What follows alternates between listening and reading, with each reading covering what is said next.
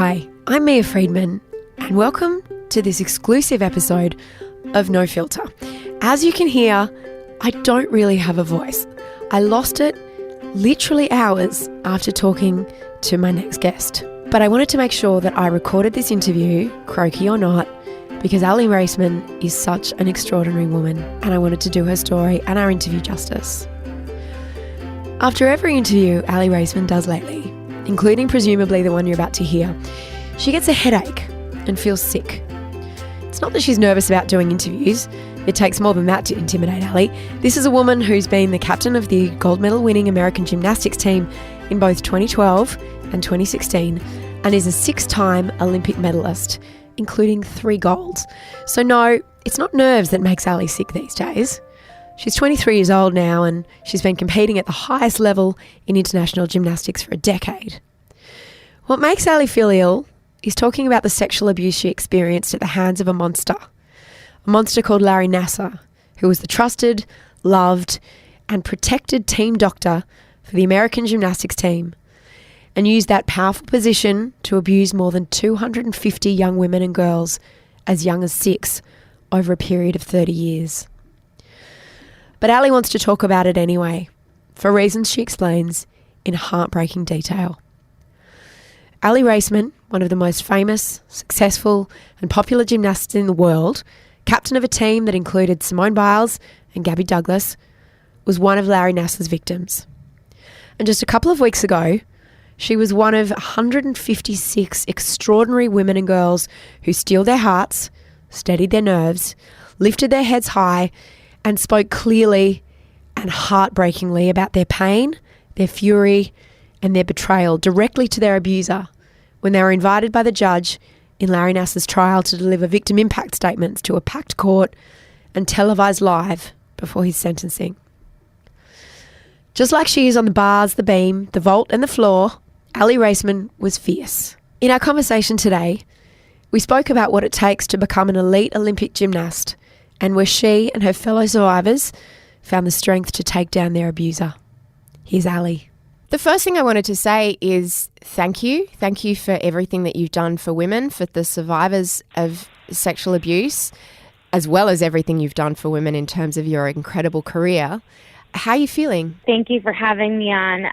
You know, I think every single day you cope differently about just everything that I've been through. I think I've come to realize that everyone is a survivor of something. You know, everyone in the world, we're all going through something. We've all been through a hard time. And so I've kind of realized that instead of keeping it in, the more we talk about it, the more we can help each other out. So I think from talking about it, I feel like it's helping me cope with everything. It's definitely not easy talking about all the tough times that myself and my teammates and so many other people have been through. But I think it's part of the healing process for me and hopefully for others, and hopefully helping other people along the way. That's the hope. Hopefully we can get to a point where everyone believes everyone that comes forward, and we can get to a point where people aren't abused. It's just very, very common. It's awful how common abuse is.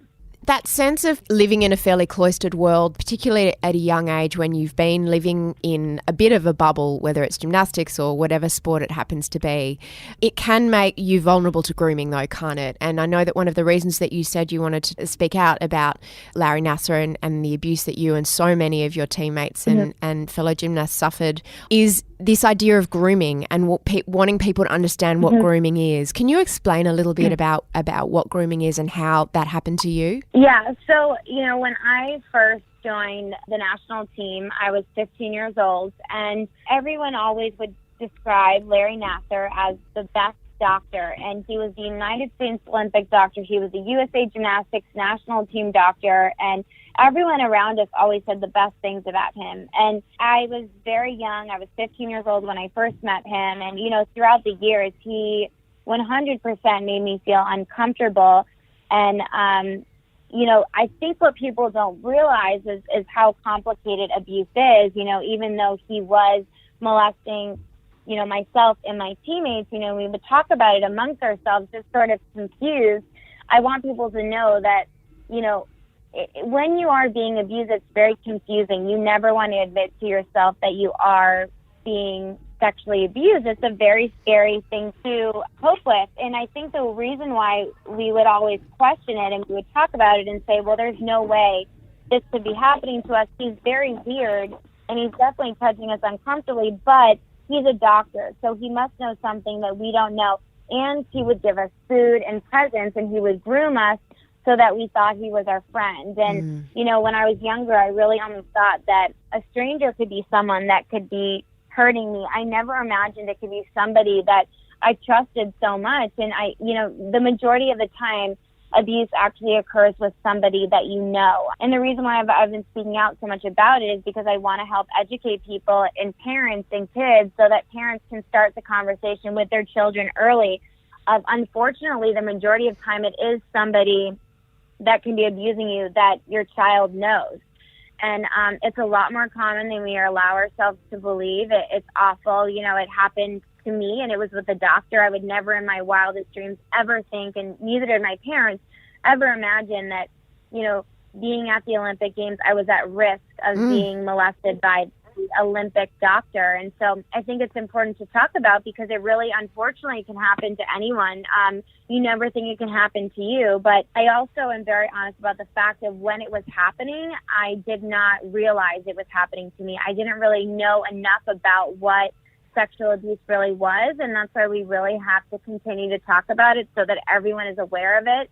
You know, if anyone's ever making you feel uncomfortable, even if you're not sure, you should always trust your gut, and it's important to ask questions and speak up. You know, if somebody had been telling me to trust my instincts and to look out for if someone's making you uncomfortable, talk about it. If I had told an adult, they would have said, you know, this isn't right. Like, we need to do something about it. But instead, you know, my teammates and I just thought that, you know, no matter what we were feeling, it had to be wrong because Larry, we just thought he was too nice because he groomed us. You know, just because someone's nice to everyone around you does not make them a good person. They can still be hurting you. What you say about gut instinct is so true. You know, I try to talk to my kids about if something feels a bit wrong. And sometimes, particularly, that's something I think women really understand. And I think kids understand that as well. But it can be hard to articulate. Are there specific examples that you can think of where you just went, oh? Well, you know, when he would work on me, and I've heard other people say the same thing, he would close his eyes when he would work on me. And me being a young, you know, kid and teenager, I just thought he was closing his eyes and out of breath because he was just tired because we were somewhere international or he had been working on a lot of us, so he was just tired. But, you know, obviously that wasn't the case. It was because he was pleasuring himself, which is disgusting. But I just think we have to teach children that, you know, because I was so innocent. I never thought that anybody would be hurting me. I never thought that of him. It never occurred to me that he was molesting me. I just had such an innocent mind, and I thought highly of everyone around me. And we have to just, unfortunately, we live in a world where we can't trust everyone, and there are bad people out there. So that's one of the things. And then, you know, I think that gymnastics was such a sport that there's so much pressure on us, and Larry was always very nice to us. He was always seemed very supportive to us.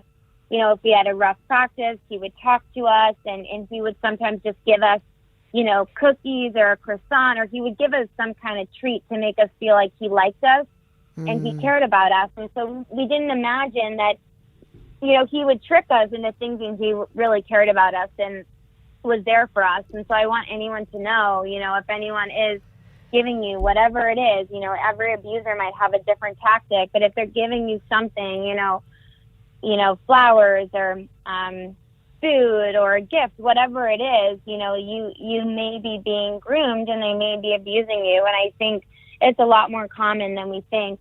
Obviously, I'm not an expert in grooming. I'm just sharing from my own personal experience, but it's very confusing. I'm still coping with it. I've spoken to my teammates about it and other survivors of Larry Nassar, and I think we all struggle with the fact of how didn't we realize this was happening. And I think because part of the reason is he was on the national team for decades, and so I think we just would think if this was wrong, somebody would have said something a long time ago. And so we figured that, you know, he must have knew something that we didn't. And I wish that, we had trusted our instincts or were a little bit more educated on what sexual abuse was. And I also wish that the adults over the years had listened to us. You know, for any adult out there that is listening, if a child or anybody, doesn't matter the age, comes up and tells you that they're being hurt, abused by someone, it is important that you listen to them, that you believe them, and you take proper action. You know, it's just,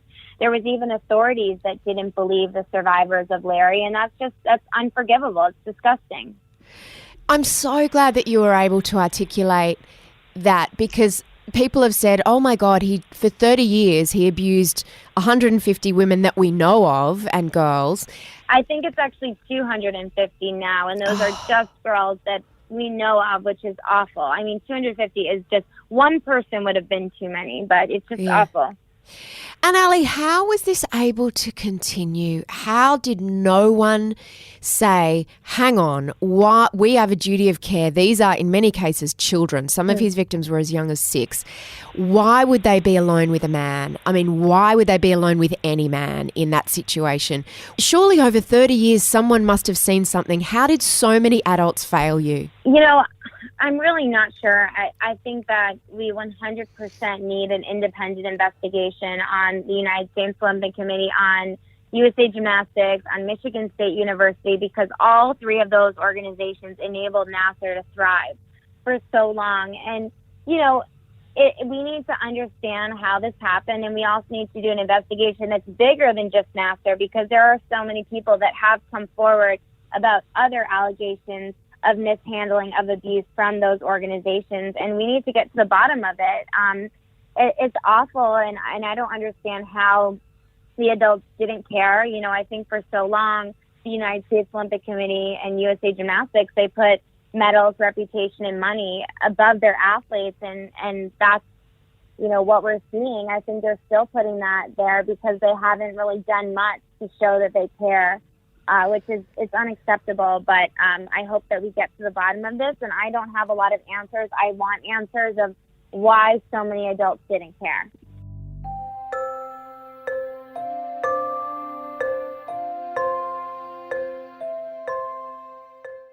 You're 23, you turned 24 this year, and I was reading that you're nicknamed Grandma Aly, which is hilarious given that you're 23 years old. Is that true, and is that because of this incredibly motherly leadership vibe that you have? You know, Simone Biles actually started the grandma nickname for me, and it was because I am someone that I always get a really good night's sleep, and I always would nap during the day when I'm training. I was just very disciplined, where everything I did outside of the gym was for the purpose of in the gym. I think that what you do outside of the gym, the way that you feel your body and the way that you rest and recover, is just as important as the actual training. So I guess I slept probably more than the other girls on the national team. So that's why they would joke that I was the grandma. And it's crazy, but in gymnastics, competing at the Olympics at 22 years old, the media thought it was funny to call me grandma too. But, you know, I also, you know, consider myself being the captain of both Olympic teams. I definitely take the role of being the oldest very seriously, and I'm always trying to do the best that I can. So if grandma means looking out for other people, then I'm proud to be in that position.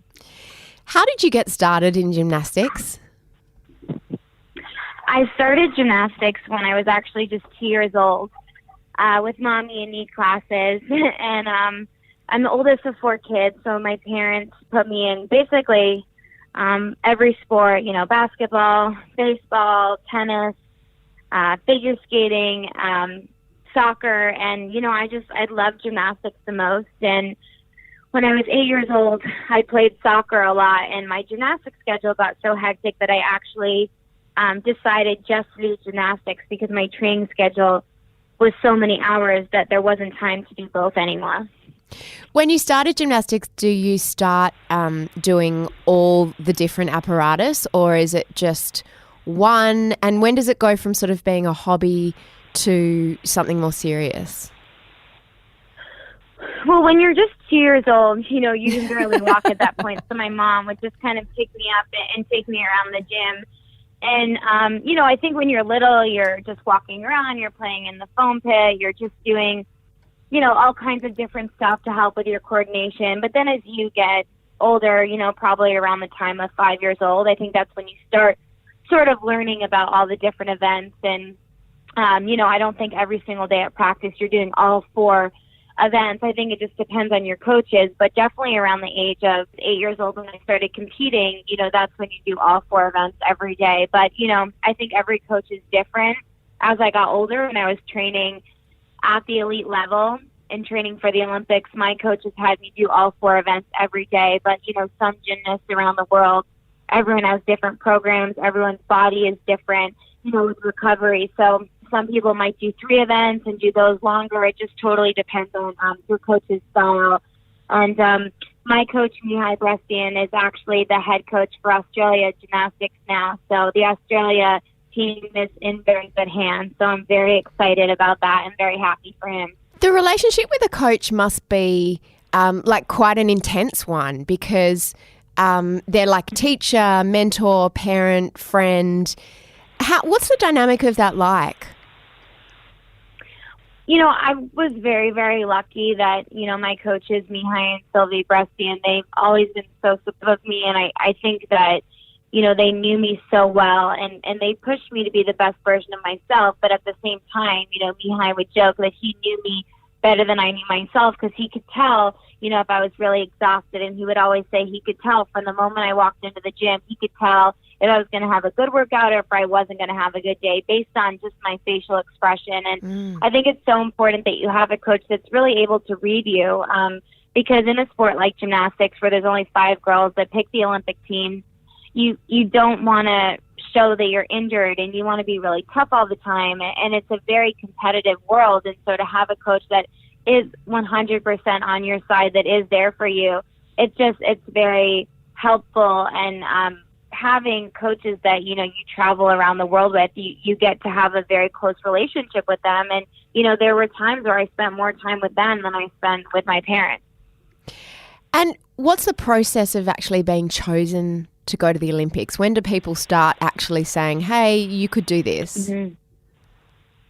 Well, I think everywhere around the world is different, but in the United States, I feel like we were always being watched. We would go to training camp about once a month. And, of course, the year of the Olympics is probably the most intense year, and it's obviously the most important year. And as the months come closer to the Olympics, you're being watched even more, and the pressure is building up. But when they pick that Olympic team, it's not based off of the top 5 top scores.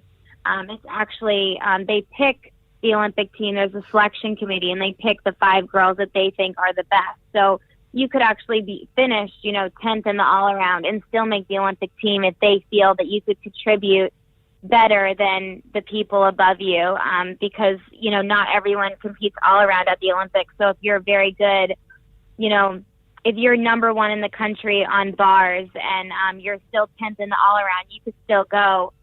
It's sort of like a puzzle piece when they're picking the team. They want the 3 best gymnasts on each event for the team final. The goal for the U.S. gymnastics team was always to get that team gold medal. So you're kind of picking it sort of like a puzzle piece of seeing, which team and which scores can kind of get the highest scores. So like a lot of gymnastics fans, gymnastics sort of comes into my life every 4 years when I watch the Olympics, and then it doesn't get nearly as much mainstream coverage as a lot of other sports. So it can be hard to know what the lifestyle of a professional Olympic gymnast is like in those other 3 years, How does it work? That is a very good point, because we are training all the time, and people only see us pretty much once every 4 years, and we are competing at the Olympics. But, in those other years, we're training and we are competing. We're traveling around the world. We're training and competing at world championships. And, from the time that I was 2 years old when I started, I never really had a real break until after the 2012 Olympics, and I was 18 years old. And I took a year off of competing, and I decided that I wanted to come back to gymnastics. And I took those 3 years and really focused on training and getting back to the level that I was. at the 2012 Olympics. And then, because it's very hard to take a year off. That's not usual. You kind of feel like when you're coming back that your body almost forgets how to do gymnastics. And gymnastics, even though it looks easy on TV, it is very scary, and it's also very dangerous. You have to make sure you're taking care of your body. I would say for the United States gymnastics team, we make it look easy and effortless on TV, and we're smiling and standing on top of the podium. But there are many days in between that where we're crying, we're having rough days, we're injured, you have setbacks, you have a lot of rough days. But I think the hard days, practices are what make you stronger. If we never had a tough workout, we would never improve. And that feeling of winning, or that feeling of doing your best routine and being the best version of yourself, it wouldn't feel good if we didn't have to overcome anything.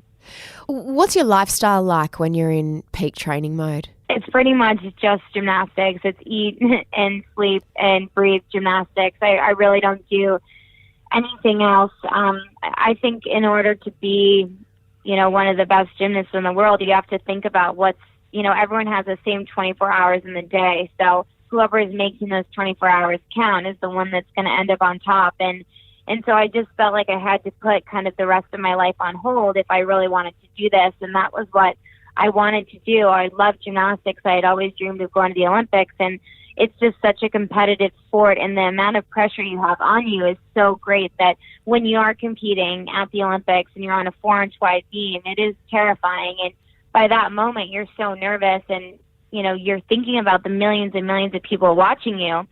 You just kind of have to almost tune everything out and just focus on doing what you know how to do every single day in the gym, and kind of rely on that muscle memory. Because if you overthink in that moment, that's when you make mistakes. You can't let yourself overthink the fact that you are at the Olympics, and you just kind of have to trust your training. You want to get to the point where you know that you've done that routine a million times and you're confident that you're not going to make a mistake. I think those little, even if it's 1% doubt that's in the back of your mind, I think that's what's going to come out in the competition. And if you're worried you're going to mess up on a skill, whether you think you can or you can't, you're right. So your mind is a very powerful thing in those moments. And when you're training, you just want to pretend that you're competing so that by the time the competition actually comes, you are prepared.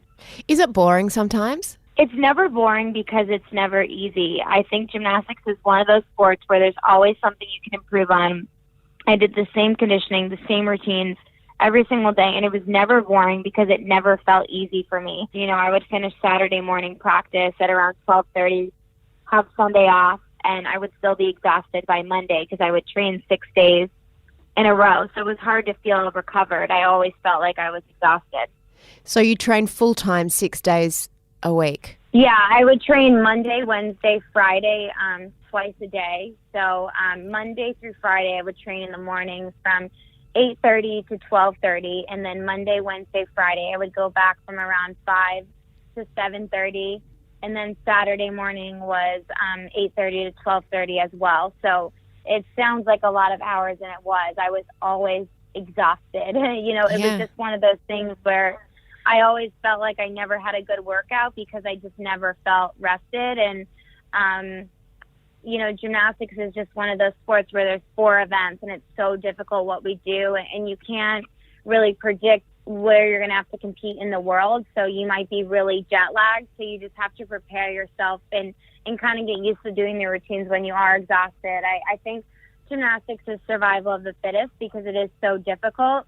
But, that's why you have to trust your coaches so much, because you are training so much when you're exhausted. So I was lucky to have my coaches, Mihai and Sylvie, where if I was very exhausted, they would stop me and make sure that you don't get hurt, because you can't get hurt if you're training for the Olympics. Otherwise, you might not have time to get back. You alluded to it before in terms of gymnasts make it look easy. There's this incredible contrast in gymnastics that you sort of don't see in many other, certainly Olympic sports or any other sports, where there's sparkly leotards and the makeup and the nice hair and the hair ribbons, and you're sort of like pixies jumping through the air. But in actual fact, you're elite athletes who are doing things that could kill you or severely injure you at any moment if you make a slight miscalculation. Yeah, it's crazy, and it's something that you try not to think about when you are training or competing, because you don't want to think about how dangerous gymnastics is, but it is incredibly dangerous, and you just have to do a lot of conditioning. You have to take care of yourself. You have to rest. That's why I was always making sure I was getting a good night's sleep, napping, so that my mind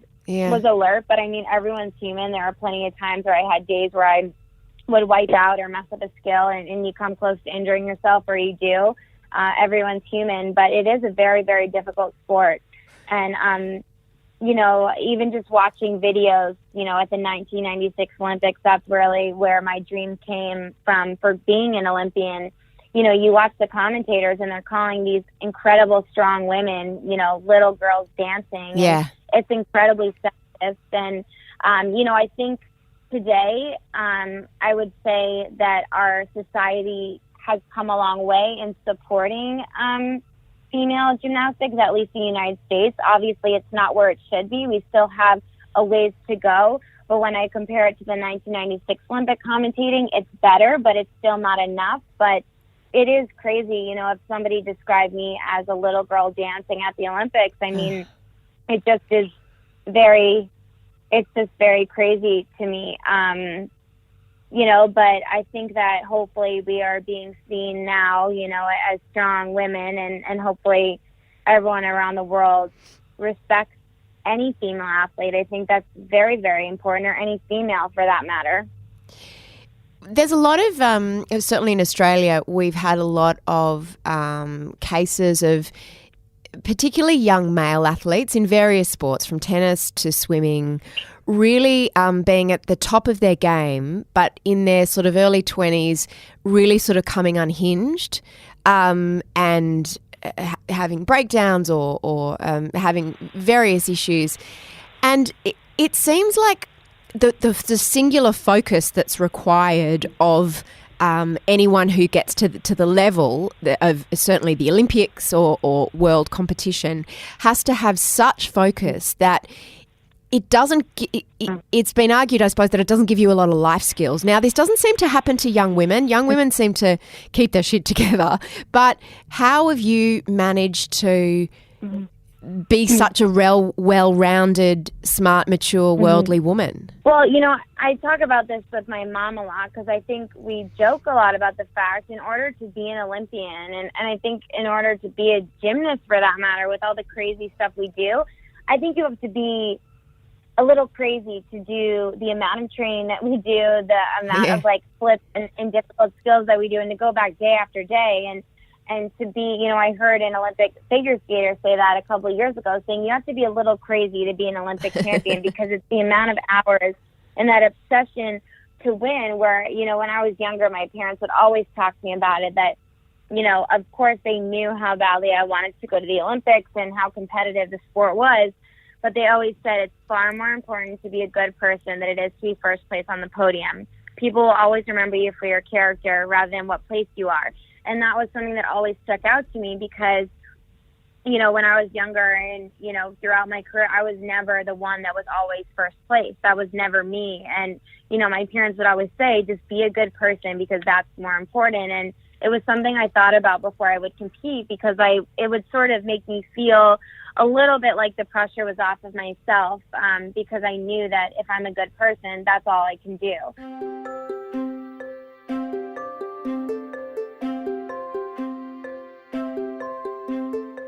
Aly, how was Nassar finally caught out? So publicly, he was called out in September, I believe, of 2016 by Rachel Den-Hollinger.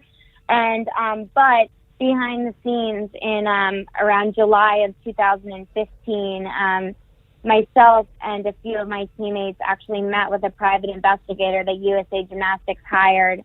So that was about a year before it went public. So there was a lot of kind of moving parts, but the story broke when Rachel went public with it.